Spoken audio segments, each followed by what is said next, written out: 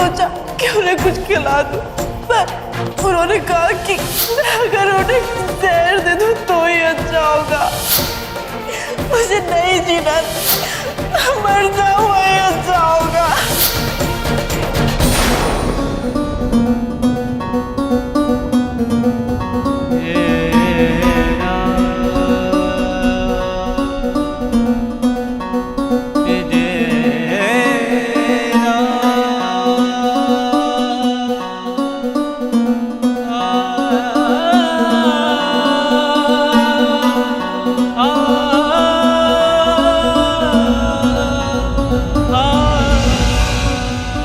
देविका, अब तुम्हें चिंता करने की जरूरत नहीं है। अब तुम बिल्कुल रिलैक्स हो जाओ।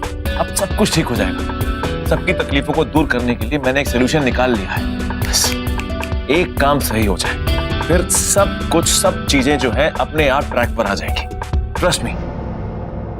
तुम्हें यकीन नहीं हो रहा ना? नहीं हो रहा ना यकीन? लेकिन मैं सच कह रहा हूं देविका, अब तुम देखना सबके मुंह बंद हो जाएंगे। जो लोग साक्षी और मोंटी पर उंगली उठाते हैं ना, वो सब तालियां बजाएंगे उनके लिए। बिलीव मी देविका, मैं सच कह रहा हूं। तुम कुछ बोलती क्यों नहीं? तुम्हें क्यों लगता है कि अब मैं तुम्हारी किसी भी बात पे भरोसा कर पाऊंगी? कभी नहीं कर पाऊंगी। और अगर फिर भी तुम चाहते हो कि मैं तुम पर विश्वास कर लूं, तो सिर्फ बोलो मत, करके दिखाओ। अपनी आंखों के सामने अपने परिवार की तकलीफें खत्म होती देखूंगी, सिर्फ तभी यकीन आएगा अब मुझे। ठीक है, तुम्हें मेरी बात पे यकीन नहीं है ना, तो मत करो यकीन।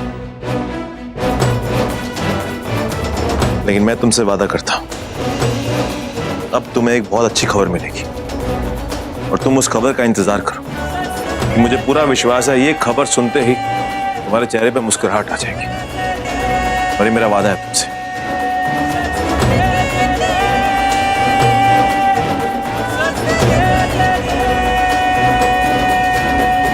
क्या कह रहा था? जो कह रहा था वो सच है क्या? इस केस के सारे मुद्दे मैंने देख लिए। अब आप ये लोग ये बताइए कि आप एग्जैक्टली चाहते क्या है? ओ जी, हम तो ये चाहते कि वो लड़का ना बस जेल में सड़ता रहे। आप कुछ ऐसा कर दो वकील साहब कि सारी उम्र वो जेल की कोठरी से बाहर ना निकल सके। शांत हो जाए माता जी, मैं बात करता हूँ। देखिए वकील साहब, उस लड़के ने एक मासूम लड़की की जिंदगी बर्बाद की। हम बस इतना चाहते हैं कि उस लड़के को कड़ी से कड़ी सजा मिले। इतनी बदनामी के बाद उस बेचारी लड़की से शादी कौन करेगा? यार सोचिए, उस पे क्या बीत रही होगी, उसके घर वालों पे क्या बीत रही होगी। वो सब तो ठीक है, लेकिन वो लड़के के खिलाफ कोई बहुत बड़ा चार्ज तो नहीं लगा है। पुलिस ने सिर्फ इतना ही कहा है कि उसके आसपास कुछ ड्रग्स बरामद हुए हैं, और ये बात तो उनका वकील बहुत आसानी से जुटला देगा। हाँ, अगर उसका कनेक्शन किसी ड्रग डीलर के साथ होता या कुछ और लोग भी पकड़े जाते तो केस काफी संगीन होता। तो अभी कौन सा उसका जुर्म कुछ कम संगीन है वकील साहब? कैसी बात कर रहे हो आप? वकील साहब कुछ और सुझाव दीजिए ना, क्योंकि मुझे लगता है कि मोंटी और ड्रग पेडलर के बीच में कनेक्शन है, ये साबित करने में बहुत वक्त लगेगा। ये केस मैं सिर्फ एक शर्त पे लड़ूंगा। कैसी शर्त वकील साहब? अगर आप उस लड़के को सख्त से सख्त सजा दिलवाना चाहते हो तो आपको एक बात का ध्यान रखना होगा।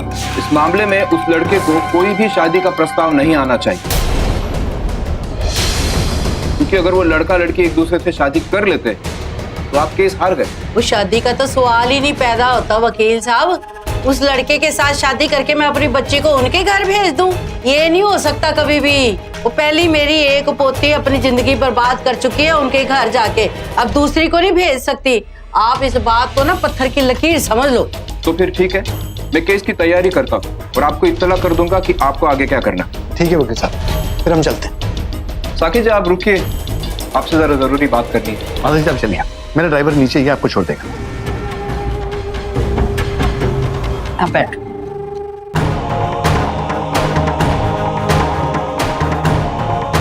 भाई को मना नहीं कर सकता, लेकिन पल्लवी अपना दिल से अलग नहीं कर सकता।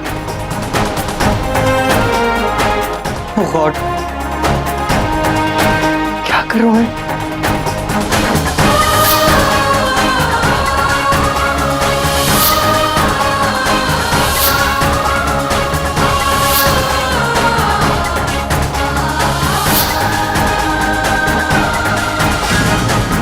आप निश्चिंत रहिए, मैं समझ गया आप क्या चाहते हैं।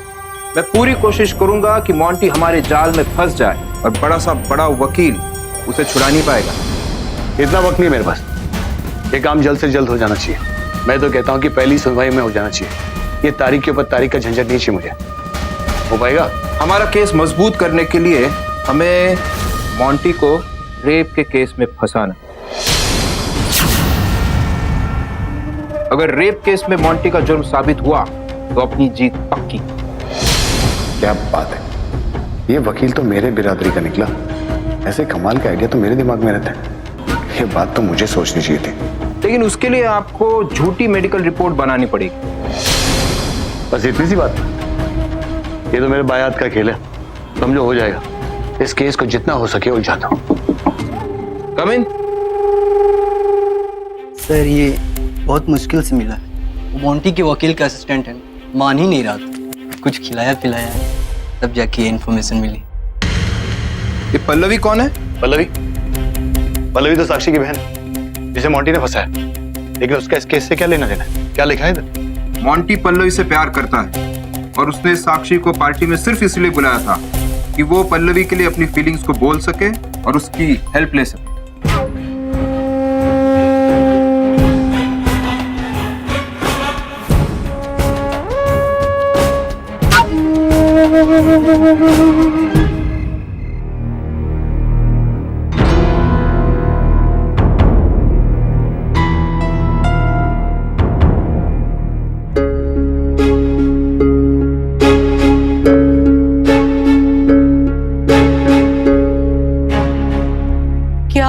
तुम सबको खाना खा रहे हो या अफसोस मना रहे हो? वो बिजली तो इस घर पे गिर चुकी है। जो आग लगी है ना वो तुम्हारे आंसुओं से नहीं बुझने वाली। वो ऐसे चुपचाप बैठ के अफसोस मनाने से कुछ नहीं होने वाला। वो जिंदगी में आगे बढ़ो और ठंडे दिमाग से सोचो कि आगे क्या करना है। कैसे आगे बढ़ूं बीजी? जहां जाता हूं लोग एक ही सवाल करते हैं, साक्षी के बारे में। मुंह छुआ छुआ के तंग आ चुका हूं। हाल मेरा भी यही है शेखर। ऊपर दिमाग पे टेंशन का बोझ रख के आगे की नहीं सोच सकता है बंदा। और भूखे रह के तो मन के साथ साथ शरीर भी कमजोर हो जाना है।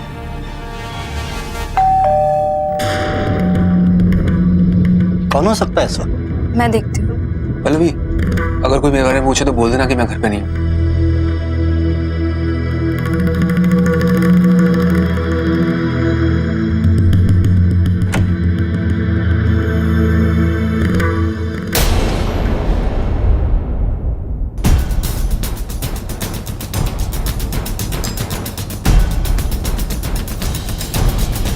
ये ऐसे क्या देख रही है? पता नहीं कौन है। वो होते हैं कुछ बेवकूफ लोग, वो जिनको ये नहीं समझ आती कि किसी का खाने का टाइम होता है, मुंह उठा के चल।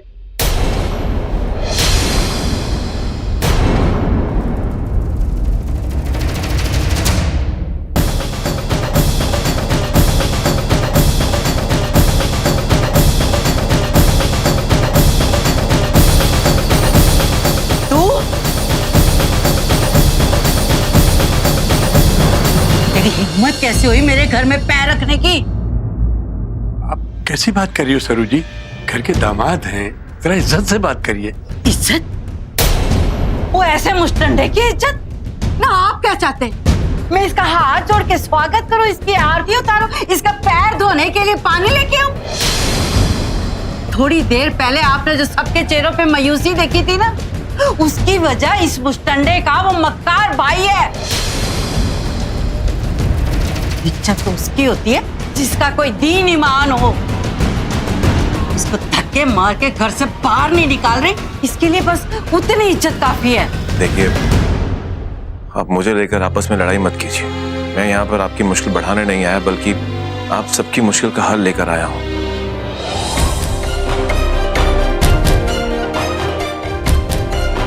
बहुत सोचने के बाद एक रास्ता नजर आया है। एक सॉल्यूशन है जो सब कुछ ठीक कर देगा। हल निकाला और तूने? तेरे निकाले हुए हल से मेरी बच्ची की जो इज्जत चली गई है वो वापस आ जाए? इस घर की इज्जत पे लगा हुआ दाग मिट जाएगा? इससे पहले कि मेरा खून खौल जाए तो इस घर से वापस चला जा। मैं तेरी शक्ल तक नहीं देखना चाहती। चला जा बेईमान बकार सरू जी एक मौका तो दीजिए, सुनिए वो क्या कहना चाहता है। आपको इसकी बात सुननी है ना तो इसे बाहर ले जाए और इत्मीनान से जाके इसकी बात सुने। वो इसे कोई रास्ता वास्ता नहीं सूझा है, ये सिर्फ हम लोगों को बेवकूफ बना रहा है। देखिए मैं जानता हूँ कि ये मुसीबत बहुत बड़ी है, लेकिन सवाल ये नहीं उठता कि इसके पीछे जिम्मेदार कौन है। ये तो वक्त बताएगा कि सच्चाई क्या है, लेकिन इस वक्त साक्षी का भविष्य दांव पर लगा हुआ है। और एक सलूशन है मेरे पास जो सब कुछ ठीक कर देगा, दोनों परिवारों की जिंदगी बर्बाद होने से बचा लेगा। बस वही एक प्रपोजल मैं आप सबके सामने लेकर आया हूं। कैसा प्रपोजल? मैं मोंटी और साक्षी की शादी का प्रपोजल लेकर आया हूं।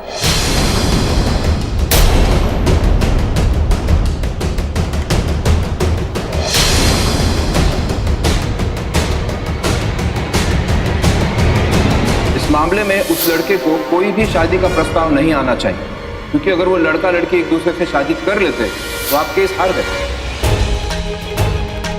तेरी इतनी मजाक, ये हल निकाला तूने। एक बात याद रखना मेरी रवि, कि मैं अपनी गलती दोहराऊंगी नहीं। उस वक्त मैंने देविका को नहीं रोका था क्योंकि मैं मजबूर थी। आज मैं इतनी कमजोर नहीं हूँ कि मैं अपनी घर की दूसरी बेटी को तेरे घर भेज दूं। दादी जी प्लीज मेरी बात सुनिए। मत बुला मुझे दादी, मुझसे रिश्ता बनाने की कोशिश मत कर, मैं तेरी कुछ नहीं लगती। मैं जानती थी हमें फिर से प्रेम को बनाने की कोशिश करेगा।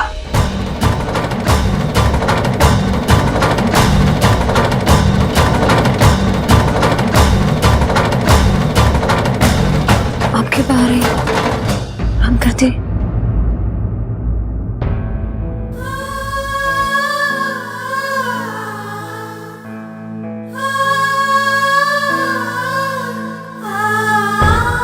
चाचा जी मैं आपसे पहले भी मिलने आया था, मगर आप सो रही थी, इसलिए आपको डिस्टर्ब करना मुनासिब नहीं समझा। आज मैं फिर से आया हूं, लेकिन एक सलूशन लेकर आया हूं जो सब कुछ ठीक कर देगा। अगर मोंटी और साक्षी की शादी होती है तो सब कुछ ठीक हो जाएगा। दोनों परिवार बर्बाद होने से बच जाएंगे, दोनों बच्चों का फ्यूचर बर्बाद होने से बच जाएगा, दोनों परिवारों के बीच में जो अनबन है वो हमेशा के लिए खत्म हो जाएगी। कुछ ठीक नहीं होगा, बल्कि मेरी साक्षी की जिंदगी बर्बाद हो जाएगी। अच्छा, अब मुझे समझ में आ रहा है कि तू यहाँ क्यों आया। ये सब तेरी लालची माँ की प्लानिंग है ना, कि पहले हमारी घर की बेटी को बदनाम कर दो और फिर हमारे लाचारी का फायदा उठाकर अपने लफंगे भाई को हमारे घर का दामाद बनाकर हमारे मत्थे मर दो। लेकिन मैं अपने जीते जी तुम्हारी ये चाल कामयाब नहीं होने दूंगी। मैं ऐसा कुछ नहीं होने दूंगी। ऐसा कुछ मैं तेरी बातों में नहीं आने वाली। चल चल निकल यहाँ से, निकल जा मेरे घर से। दादी मेरी बात का बाहर निकल। दादी मेरी बात का यकीन कीजिए। बाहर चल। मैं आप सबके सामने हाथ जोड़ता हूँ, प्लीज दोनों परिवार बर्बाद होने से बच जाएंगे, दोनों बच्चों के भविष्य बर्बाद होने से बच जाएगा। प्लीज मेरी बात का यकीन कीजिए चाची, प्लीज मेरी बात का यकीन कीजिए।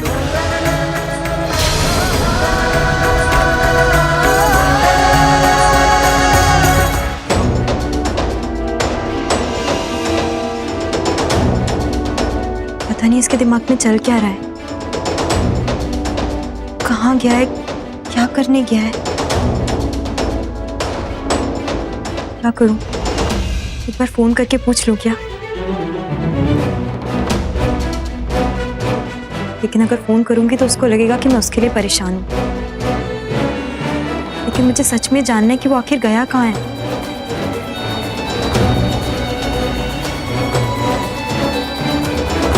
एक बात याद रखना मेरी रवि, कि मैं अपनी गलती दोहराऊंगी नहीं। उस वक्त मैंने देविका को नहीं रोका था क्योंकि मैं मजबूर थी, लेकिन आज मैं इतनी कमजोर नहीं हूँ कि मैं अपनी घर की दूसरी बेटी को तेरे घर भेज दूं।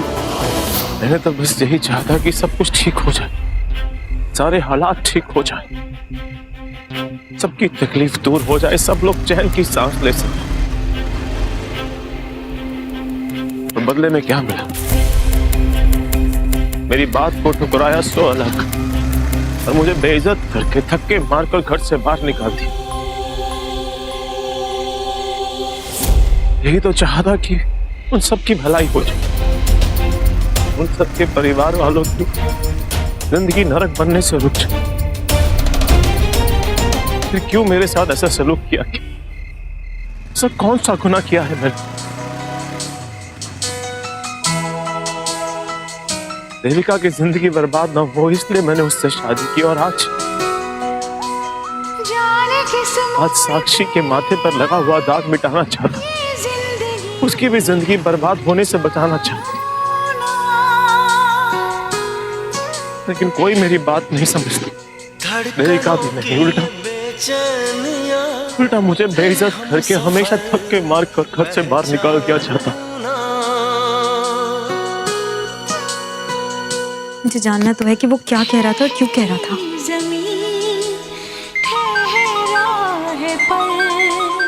मन में मची क्यों हलचल, देविका का चुभती है मुझको क्यों दूरियां,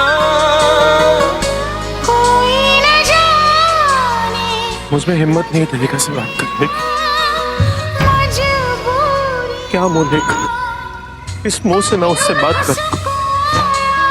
क्या बताऊंगा उससे कि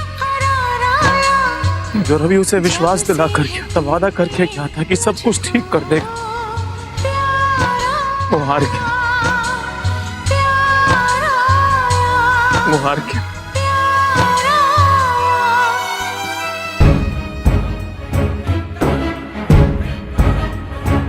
पूरा दिन केस के चक्कर में निकल गया, लेकिन काफी काम बन गया। अब वकील ने जो आइडिया दिया उसे हकीकत में उतारने के लिए एक एक कदम संभाल कर चलना होगा मुझे, क्योंकि उस मोंटी के बच्चे को बचने का कोई रास्ता नहीं छोड़ना है मुझे। पर हाँ, पता नहीं साक्षी की वो नकली रिपोर्ट बनाने के लिए जिसे कहा था वो बना के नहीं। फोन करके पूछ लेता हूं उससे। माता जी का फोन इस वक्त? हाँ माता जी। सकेत जी, सब गड़बड़ हो गई है। क्यों माता जी, क्या हो गया? वो रवि आया था, कह रहा था कि साक्षी और मोंटी का ब्याह करा दो, सब ठीक हो जाएगा। और आपने क्या कहा माता जी? और बाकी सबने क्या कहा? किसी ने हाथ तो नहीं कहा ना? नहीं नहीं सकेत जी, फिलहाल तो ना मैंने उसे धक्के मार के ना घर से निकाल दिया। और घर में ऐसा किसी को करने तो क्या, मैं ऐसा सोचने भी नहीं दूंगी। पर सकेत जी, एक डर बैठ गया मेरे दिल में, अगर रवि ने साक्षी को मना लिया तो, और अगर मोंटी और साक्षी ने बिना किसी को बताए चुपके चुपके कहीं ब्याह करा लिया तो, मेहरबानी करके आप भी इस मुश्किल का कोई हल निकालो। हाँ माता जी, मैं कुछ सोचता हूँ, मैं बताता हूँ। सकेत जी, लगता है कोई आ गया। मैं ना आपको सवेरे फोन करती हूँ, फिर आराम से बात करेंगे।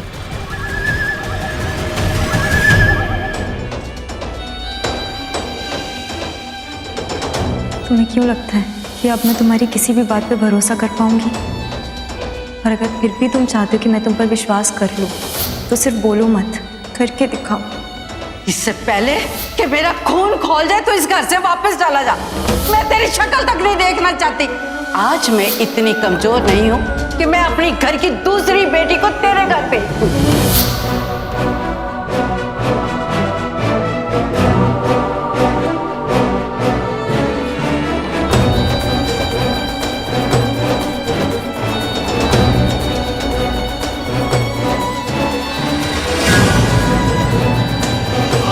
ये सब तेरी लालची माँ की प्लानिंग है ना, कि पहले हमारे घर की बेटी को बदनाम कर दो और फिर हमारे लाचारी का फायदा उठाकर अपने लपंगे भाई को हमारे घर का दामाद बनाकर हमारे मत्थे मर दो।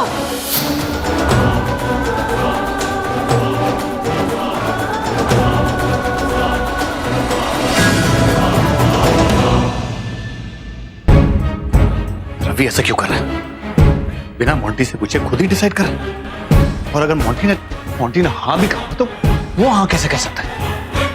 तो पल्लवी से प्यार करता ना। ये क्या हो रहा है, कुछ समझ में नहीं आ रहा है। पता लगाना होगा कैसे। श्वेता से पूछता हूं।